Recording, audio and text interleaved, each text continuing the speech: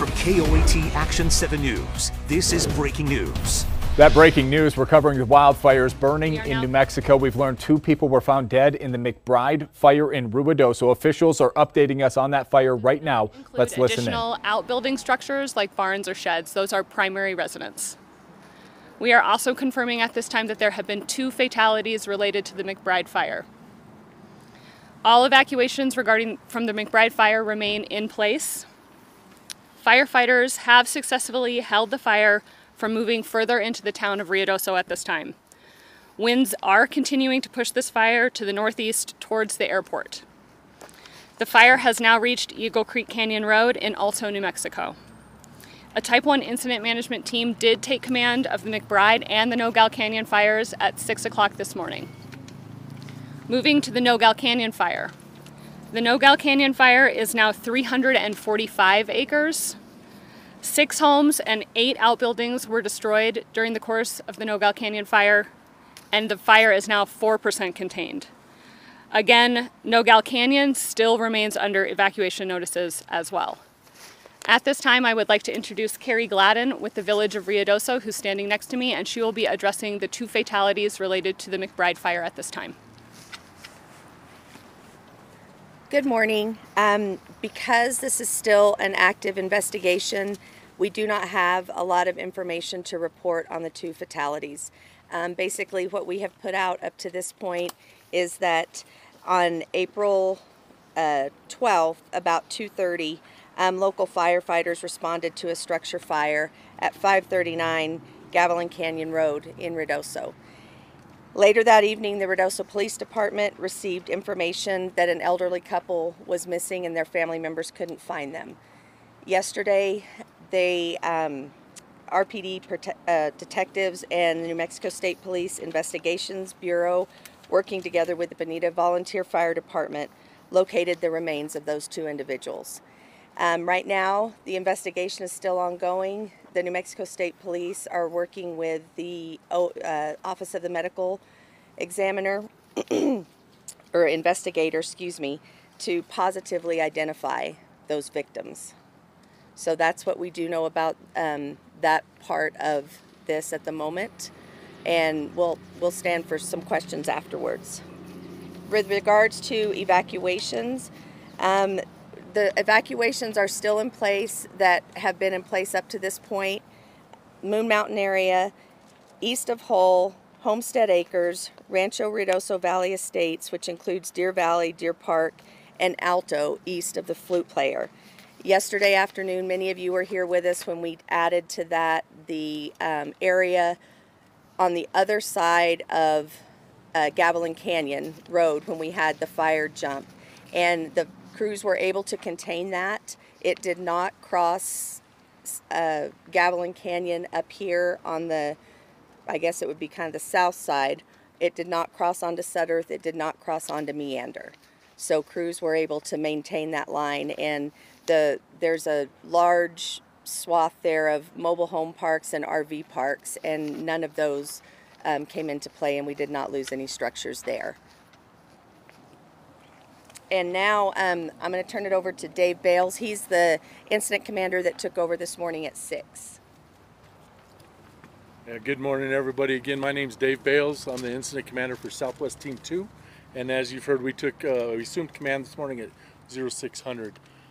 Yesterday, our team started to transition with all the local first responders, fire departments, sheriff, PD, and I really appreciate all of their efforts. They've done a fantastic job here. Without their support, I mean, we've heard about the home loss.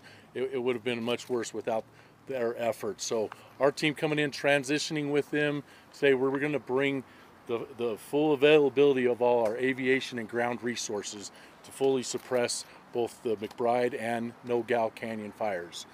So today's a better day for winds, as you guys can see. So we'll be flying a lot of aircraft today and getting more resources in. And Type 1 Incident Management Team, we come with a full range of operational folks, planning folks, logistics, finance, things that can support the firefighters on boots on the ground as well as the local community. So again, a huge shout out to the local community here. Also New Mexico State, the U.S. Forest Service, Bureau of Land Management, Lincoln County, the Lincoln County Sheriff's Department, PD, Village of Ruidoso Fire Department, without all their efforts and helping set us up for success moving forward today. So thank you. Glad to be here, and we hope to do the best we can and get these fires out as quickly as possible. Thank you guys for coming. At this time, I will open it up for question and answers. Please raise your hand and wait to be called. So yesterday we had 8 aircraft. How many aircraft will be making drops today? Yeah, I'm gonna ask Dave to take that one. So we'll have the same complement of aircraft that we had yesterday, and we're continuing to get more.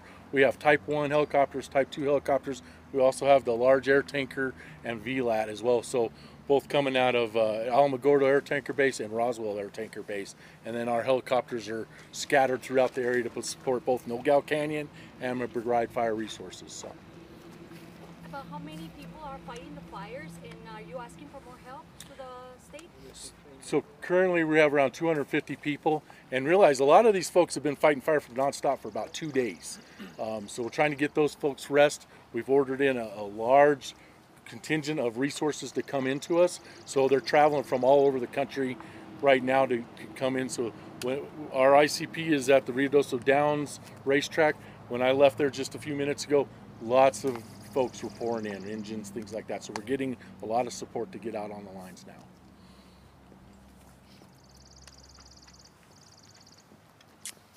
Yes, sir. Can you just talk more about your strategy for fighting the fire today based on the conditions that you're seeing and where it's heading? So the question for everybody was to talk a little bit about the strategy for suppressing this fire. So yeah, our strategy is a full suppression strategy, which means put the fire out at the smallest possible areas. So using aviation, and again, aviation, you know, when the winds are super high, we cannot fly a lot of our air tankers and helicopters. But using aviation resources, we have to follow them up with ground resources. So we'll bring in air tankers, helicopters doing bucket drops, and then we follow that up with our hotshot crews, our engine crews, right along the Black's Edge. So we're trying to keep this fire as small as possible, especially it's right within the communities, as you have all seen, right? We've had a lot of structures here, so our crews are right there on the fire front, going as direct as possible to suppress these fires as small as possible. So. The wind is obviously down today. Humidity's still low, and I know that's a challenge when fighting fires. How do you plan on combating the humidity levels while out there? Well, the biggest thing is keeping our folks hydrated, right, and getting water into the areas. So the winds are calm this morning. We are expecting red flags again today, and tomorrow is even a more of a fire weather watch for us. We're expecting higher winds, higher temperature, lower RHs. So again, it's just attack while we can, use the aviation resources, why we have the air to do that, and then follow up with those ground resources as direct as possible.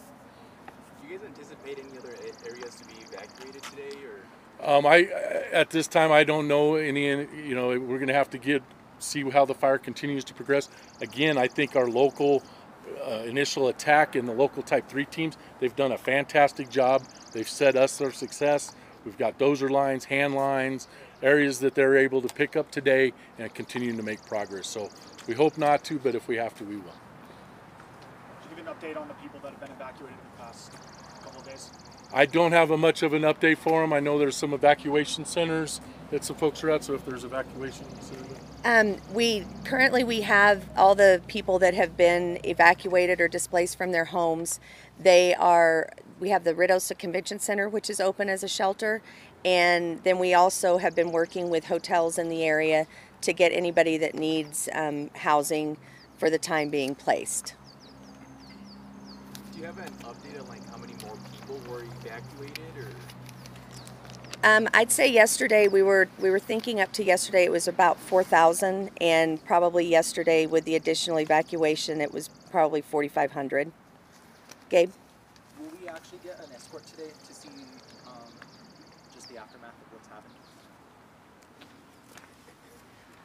We do understand that you guys would like to get out there on the fire line with us. We just want to make sure that we can do that in a safe manner and that we're not also hindering fire suppression activities. You know, that's obviously our number one priority is our firefighting crews and making sure that they're able to do their jobs.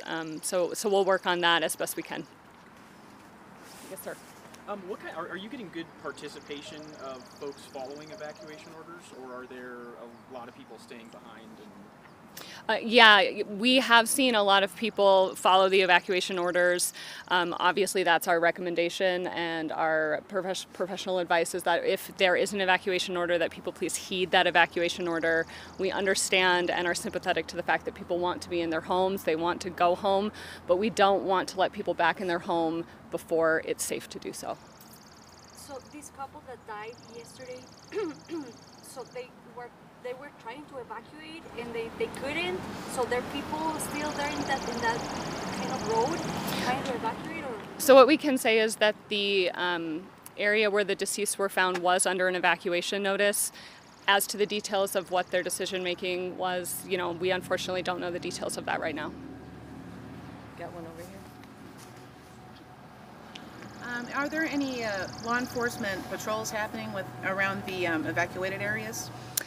Looting and such? The question was, are there patrols going on around the evacuation areas? Yes, we do have cooperation from numerous law enforcement agencies that are working in conjunction with each other to put up roadblocks and patrol the areas that have been evacuated. We heard reports that the fire was heading toward the airport. Is that still a concern? Yes, the question was, is the fire still heading towards the airport? Yes, this fire is moving in a northeastern direction. To be clear, it has not reached the airport yet, but it is heading in that direction. This is a wind-driven fire primarily. Right now, obviously, the winds are much lower than they have been over the last couple of days. However, this afternoon, we are expecting gusts up to 30 miles an hour again. This part of the state, this town specifically, can get very windy in the spring. So while 30 miles an hour might not seem like a lot, when you add fire to that equation, it can definitely quickly spread fire.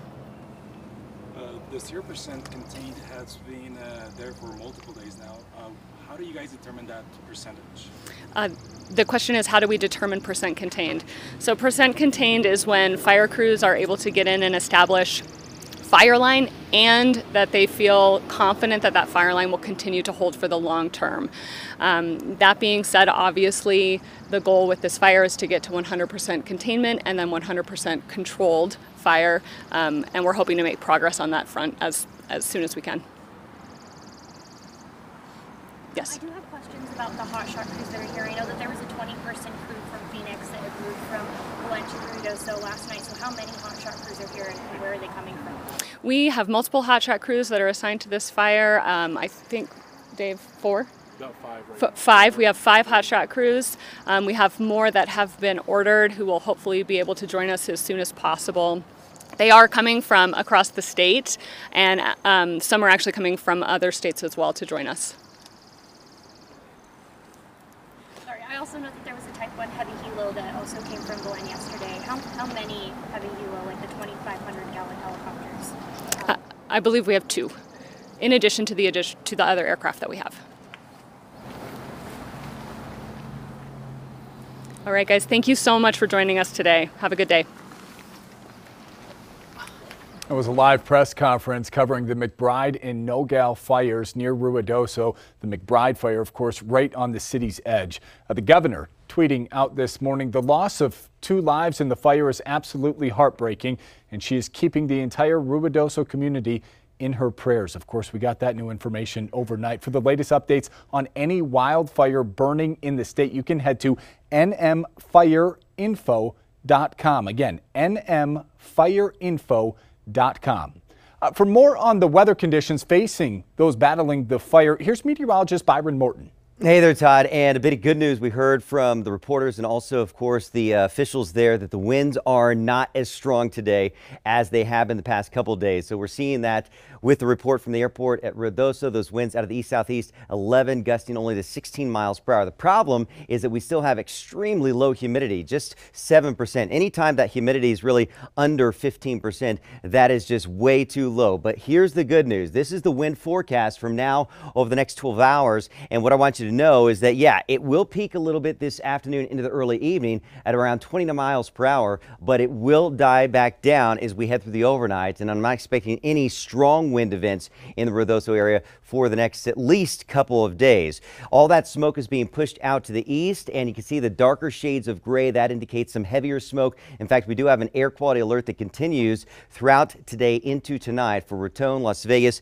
and also Mora County, and that is for the Hermit's Peak fire across the Sangre de Cristo Mountains. So when that visibility drops, you really want to stay inside, especially if you're susceptible and have any respiratory ailments. Remember the 5-3-1 visibility method. When it's 5 miles or less, that visibility and smoke, it's unhealthy for sensitive groups. 3 miles, you limit your time outdoors, and when it's 1 mile or less, everybody should just stay inside. Right now, the visibility isn't looking too bad out there. We'll keep an eye on that for you. Extreme fire danger continues for eastern parts of New Mexico. That's where you have fire weather warnings. Raton, Las Vegas, Santa Rosa, Roswell, Carlsbad, all the ingredients coming together to create those critical fire weather conditions. Avoid all burning, of course. It just takes one spark to get a fire going. And check out these humidities. Most of New Mexico looking at under 15% with just single-digit humidity across southern parts of the state. The wind speeds, though, this is the good news. We're not looking at strong winds across the state right now. Most areas under 15 miles per hour. And as we look at that wind forecast as we go through the afternoon, we will see it peaking, I think, late afternoon, early evening, around 5 o'clock or so. Strongest over the northeastern part of the state and the northern mountains up around Las Vegas and Taos.